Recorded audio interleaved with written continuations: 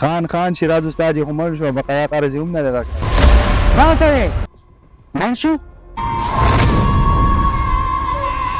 خو ځه اغېز مې غوښتي په داسې خور روپۍ څوک نشي خوړی چېرته م خان که زما منې 2 بجې جنازې ټیم مې ورکړی راځه چې لاړ شو دا خپل کار استوال داسې نه چې سبا له منکر شي.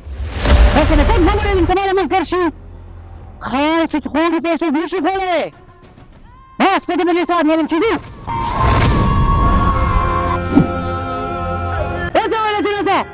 خان ولې دې زما د پلار جنازه ودروله څه چل وشو؟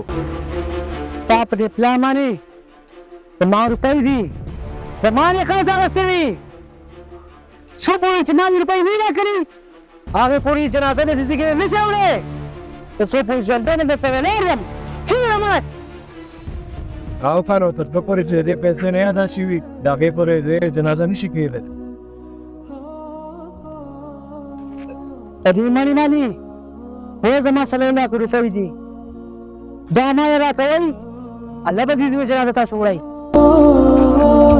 خان دومره پیسې په ګډه کم کې نه راوړل خان خو ما ته ستا د پیسو ذکر نه دی کړی.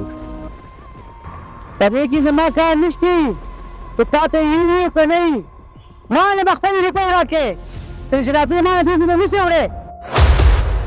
زه دې خان ته څنګه ووایم ټوله غلطي خو زما ده د شیراز استاد جي نه ده. شیراز وروره ستا به ډېره مهرباني د سودخور خان نه ماله 2 لک روپۍ قرض راواخله ډېر ضرورت مې دی ورته. 2 لک روپۍ او هم د سودخور خان نه یو خبره درته کومه چې 2 لک وزې بیا 4 لکه ورکوي ګورئ هغه ډېر زیات غټ سودخور دی هغې ته به 2 پیسې کوي.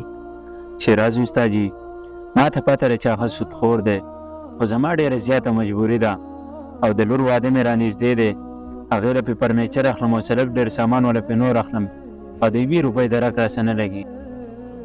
ټیک ده تا نه خو ته پیسې روانم خو بېرته مې واپس که نه راکړې زه به تا له بېرته ډېر زر روپۍ درکړم که د کور ضرورت مې راغی هغه به هم دله خرڅ کړم خو دا روپۍ ترې راله راواله ستا په ډېره مهرباني.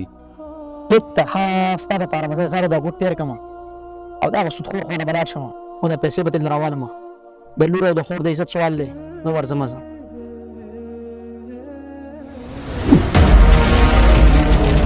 او پاتې ته چا په دین طریقه راټول دي دا همه بس به کړي وو څه خلک یې تاسو خیر چې نشئ کولی بلکې دا غنم چې موږ ګران دي. خان غلطي وشوه آینده لپاره به خیال کوو.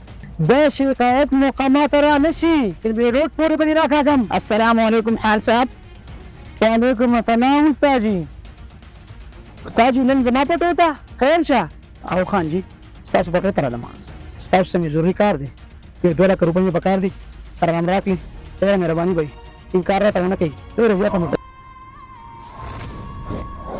استاد جي ډېره سمسیا نشته روپۍ به د ښه ډول درکړم زما خو درته پته ده که نه چې 2 لک مې درکړي چې سبا به مې ناخلم څلور او خان جي خیر به راته چې ستاسو کاروبار ټول د سود دی چې څومره زر راکړي انشاءالله بېرته به درته زر راکړي. ټیک دی استاد جي هلکه لاړ شه ورسره 2 لک روپۍ دې راورکړه زه په مخکې درخواست استاد جي. السلام علیکم.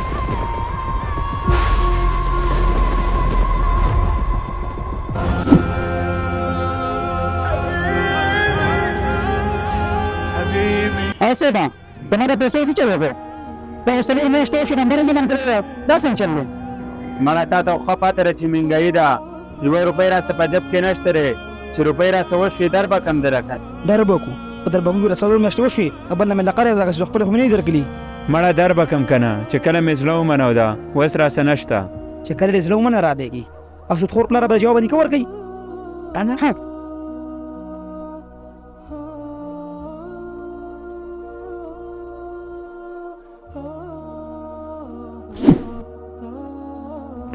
راته نه ښکاري چې څوک به زما روپۍ راکړي.